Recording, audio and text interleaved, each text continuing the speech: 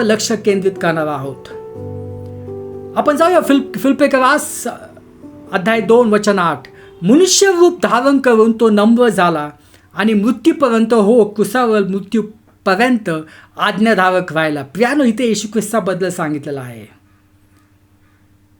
तो मानव रूप धारण करून तो या जगात आला होता. प्रियानो, पुष्कळ लोक असे म्हणतात की का येशू ख्रिस्त क्रूसावर होता, का येशू ख्रिस्ताने स्वतःला वाचवलं नाही, का येशू ख्रिस्ताने त्या लोकांना उद्ध्वस्त केलं नाही, त्या लोकांचा नाश नाही केला जे लोक त्याचा तिरस्कार करत होती. प्रियानो, त्याचं उत्तर हे आहे, येशू ख्रिस्त हा स्वर्गात होता, येशू ख्रिस्त हा देवाचा पुत्र आहे, पण तो आपल्याला वाचवण्यासाठी तो या जगात आला. तो मानव रूप धरून तो या जगात आला. कारण प्रियानो, आपण सर्वजण आपण पापी आहोत आणि आपण स्वतःहून स्वतःला वाचू शकत नाही आहे. काय जर म्हणतात, जर मी चांगले कामं केले तर मी स्वतःला वाचू शकेल, म्हणून ते खूप सारे डोनेशन देतात, ते वेगळ्या ठिकाणी जातात. त्यांना वाटतं की तिथं गेल्यावर त्यांच्या पापाची क्षमा होईल. नाही प्रियानो, तुम्हाला परमेश्वरच्या क्षमेची आवश्यकता आहे, तुमच्या पाप क्षमेची आवश्यकता आहे. कारण पाप जे आहे ते तुम्हाला नरकात ढकलू शकतं. पवित्र शास्त्र म्हणतं की पापाचं वेतन जे आहे ते मृत्यू आहे. मृत्यू म्हणजे काय?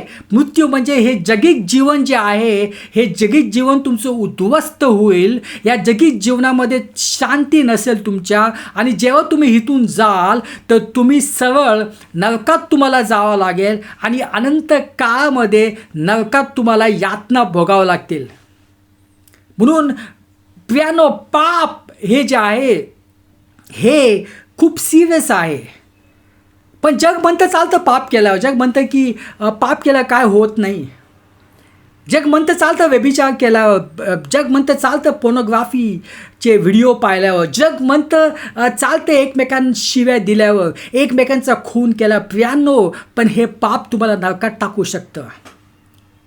येशू ख्रिस्त आला होता आपल्याला वाचवण्यासाठी.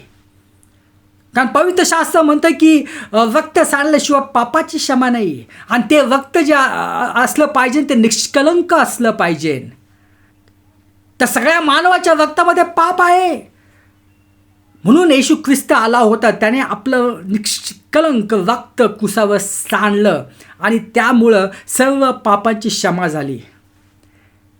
प्रियानो, आज तुमच्या पापाची क्षमा होऊ शकते जर तुम्ही येशू ख्रिस्ताने जे कार्य केलं त्यावर विश्वास ठेवाल. तुमच्या पापाची क्षमा होऊन जाईल. म्हणून तो मनुष्य रूप धरून तो आला, तो नम्र झाला, आपल्यासाठी तो नम्र झाला आणि सर्व यातना त्याने आपल्यासाठी भोगल्या. अशा भयानक मृत्यूला तो सामोर गेला, तो शेवटपर्यंत आज्ञाधारक राहिला. तो क्रूसावर मेला, पण 3 दिवसानंतर तो उठला. प्रियानो, म्हणून खूप आवश्यक आहे की येशू ख्रिस्ताने जे कार्य केलं आहे त्यावर लक्ष केंद्रित करणं खूप आवश्यक आहे. आपण प्रार्थना करूया.